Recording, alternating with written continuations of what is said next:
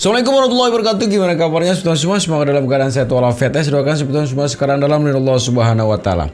Jadi ini ada yang menarik ya. Kemarin ketika memang tiba-tiba si Ibtu kita itu tiba-tiba menghilang ya.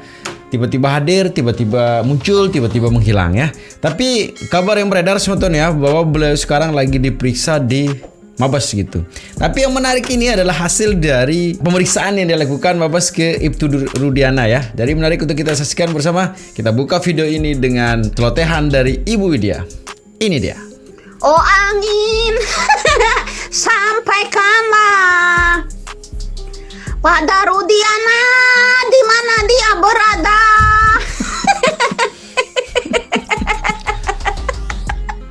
Jangan lupa sumpah pocong nantinya. Aduh Gusti.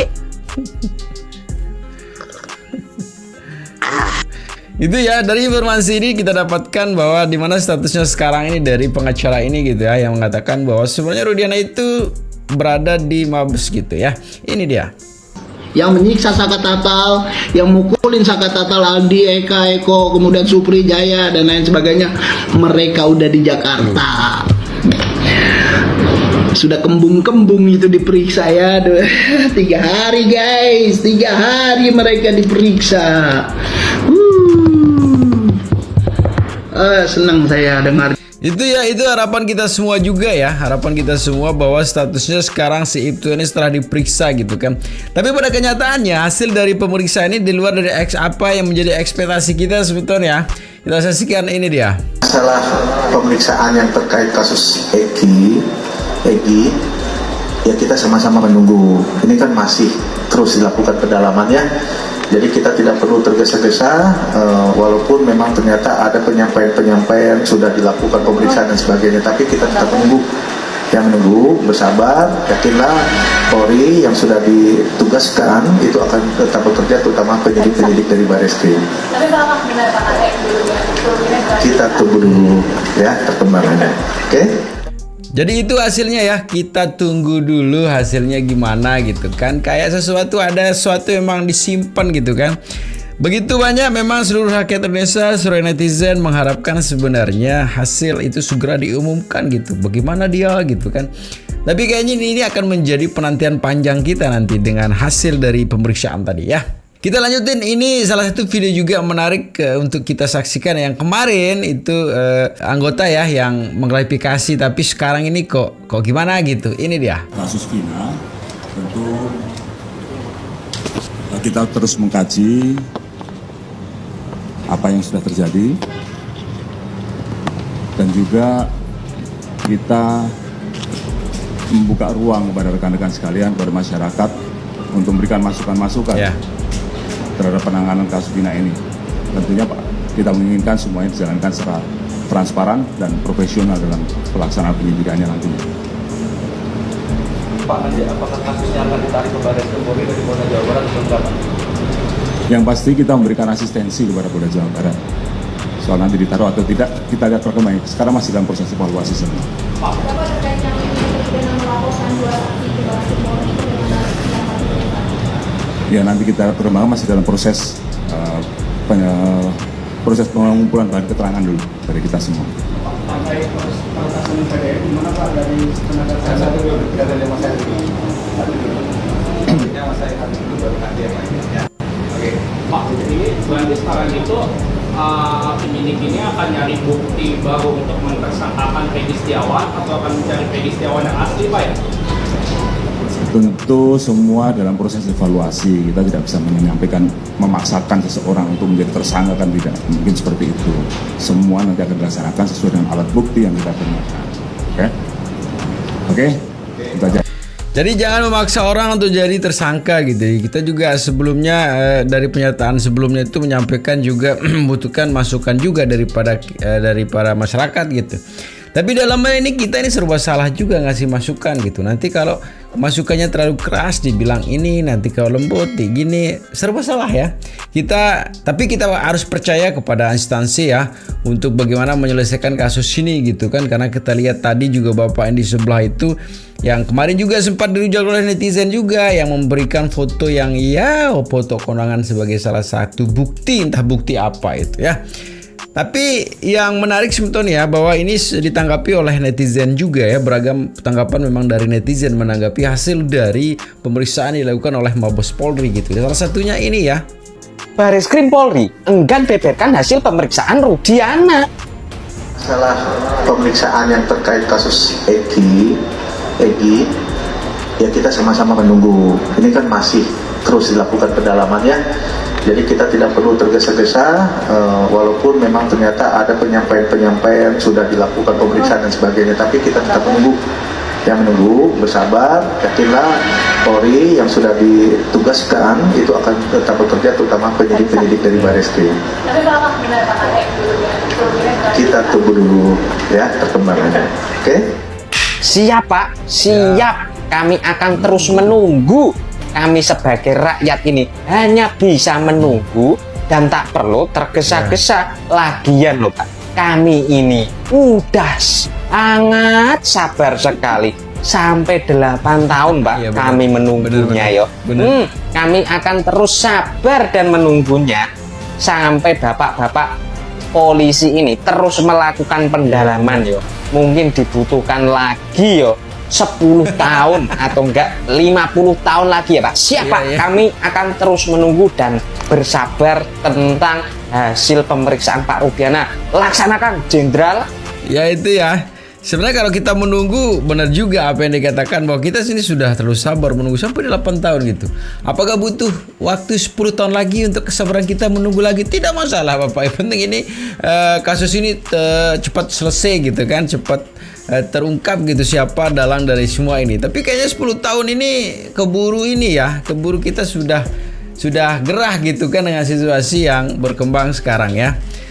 Tapi ini juga ya kembali lagi nyambung ya dengan status Ibtu Rudiana di waktu kemarin diperiksa di Bareskrim ya. Ini dia dari Tribun ya, Tribun Solo. Kabar baru status kasus Ibtu Rudiana di Bareskrim Polri. Dikabarkan kasus Ibtu Rudiana punya status baru di Bareskrim Polri. Status ini usai Ibtu Rudiana diperiksa Propam dan tim khusus Kapolri Jenderal Polisi Listio Sigit Prabowo selama 3 malam soal kasus Vina. Kini kuasa hukum terpidana semeringah atas status kasus Ibtu Rudiana yang sudah naik tahap. Laporan dugaan kesaksian palsu dan penyiksaan oleh Ibtu Rudiana itu sudah naik menjadi penyelidikan. Peningkatan status laporan itu langsung dibantah kuasa hukum Ibtu Rudiana. Bareskrim Polri mengumumkan status baru Ibtu Rudiana usai diperiksa Propam.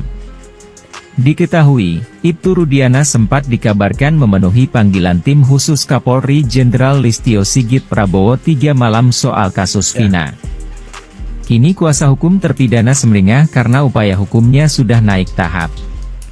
Terbaru, laporan dugaan kesaksian palsu dan penyiksaan oleh Ibtu Rudiana naik menjadi penyelidikan.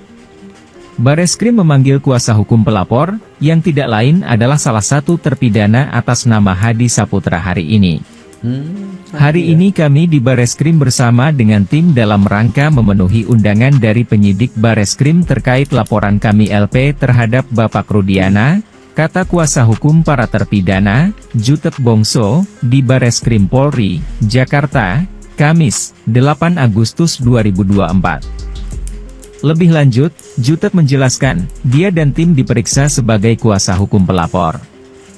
Kami sebagai penasehat hukum pelapor, Hadi Saputra, dipanggil sebagai pelapor untuk Bapak Rudiana. Ini masih berlangsung pemeriksaan, di mana gelar pertama sudah dilakukan minggu lalu, dan ini sudah masuk tahap penyelidikan oleh Mabes Polri. Lanjutnya, kuasa hukum Ibtu Rudiana, Pitra Romadoni bantah status kliennya naik penyelidikan.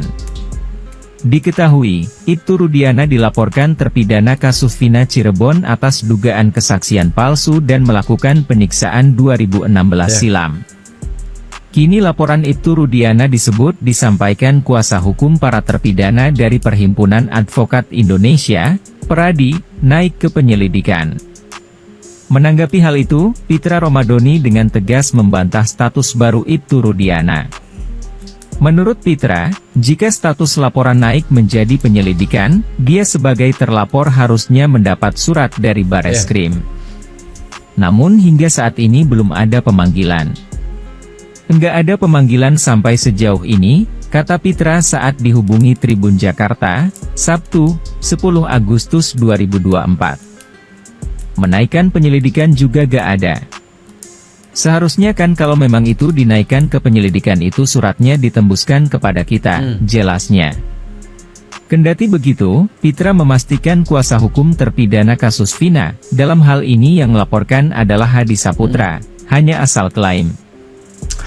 Itu ya, banyak sekali sih spekulasi, banyak sekali intrik, banyak sekali apa mungkin namanya di sana mengenai kasus ini gitu kan. Yang dimana sebenarnya masyarakat ini kayaknya mau dibuat bosan gitu menanggapi kasus ini gitu ya. Sampai memang mereka kembali lagi ke 8 tahun yang lalu bahwa kasus ini akan hilang begitu saja gitu kan. Tapi sebenarnya yang tidak luput dari perhatian kita dan harus kita pantau juga sebetulnya adalah bagaimana sebenarnya fokusnya ini jangan terkecoh sama apapun, tapi fokuslah pada 7 orang itu yang mudah-mudahan mendapatkan keadilan gitu kan dari apa yang mereka tidak pernah lakukan selama ini. Jadi itu harapan saya dan harapan mungkin netizen yang ada di sana gitu kan. Tapi yang menarik sebetulnya, ini kayaknya sih salah satu netizen ini mulai gerah juga dengan kondisi yang seperti ini yang begitu-begitu saja gitu, tidak ada titik terangnya gitu. Karena kita tahu sendiri kemarin kalau ada menemukan titik terang dikaburkan lagi gitu kan. Ini dia videonya. Sebenarnya kontrak dari mengungkap kasus ini berapa bulan lagi sih Bapak Listo Sigit? Apa sampai nanti akhir tahun sampai kami bosan untuk menyuarakan kebenaran di mana kami menuntut ketegasan Anda untuk seorang Ibtu Rudiana? Kok malah makin kesini seakan-akan ya seperti sinetron tersanjung yang tidak habisnya terus menerus.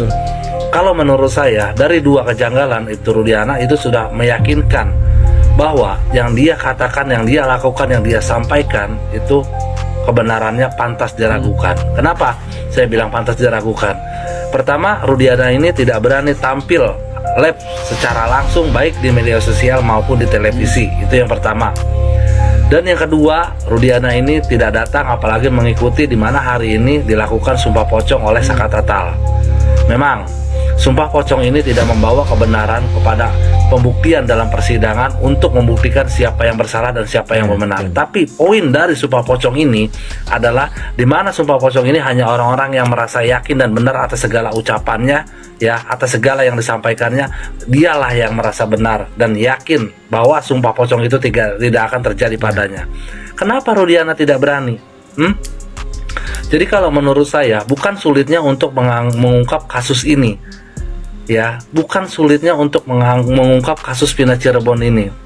Yang sulit adalah bagaimana menyatakan dan meminta maaf kepada publik kalau selama ini sudah menutupi seorang oknum polisi ya yang sudah memenjarakan 7 anak manusia yang tidak bersalah.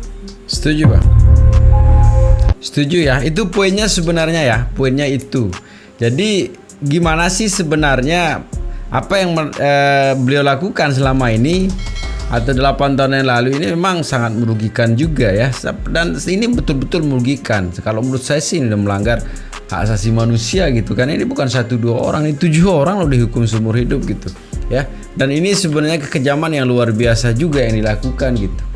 Anggaplah misalnya dengan apa yang dilakukan itu sekarang untuk naik pangkat misalnya ya. Apakah naik pangkat harus ditukar dengan nyawa yang begitu berharga gitu kan? Ini menjadi polemik juga dan menjadi asumsi masyarakat juga mengenai hal ini gitu sebetulnya. Ini salah satu juga ya pendapat masyarakat mengenai kasus ini. Ini dia. Bahwa dirinya Ibtu Rudiana itu tidak melanggar etik. Saya pikir atau ini dagelan ya, mungkin Propam Mabes Polri salah periksa orang kali, bukan Ibtu Rudiana atau siapa yang diperiksa kemarin itu loh. Saya nggak ngerti pola SOP-nya ya, karena memang netizen sudah sangat keras sekali menyuarakan karena perkara ini sama hancurnya dengan perkara Ronald Tanur.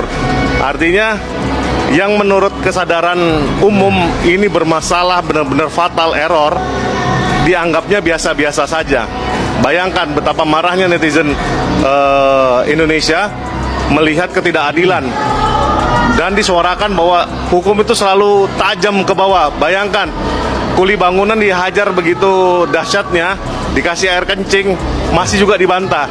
luar biasa ini bertiga orang ini yang disebut namanya di medsos itu ada 3, Ibtu Rudiana, terus Aris Papua sama Gugun siapa gitu, yang sesuai dengan keterangannya adiknya si salah satu terpidana itu.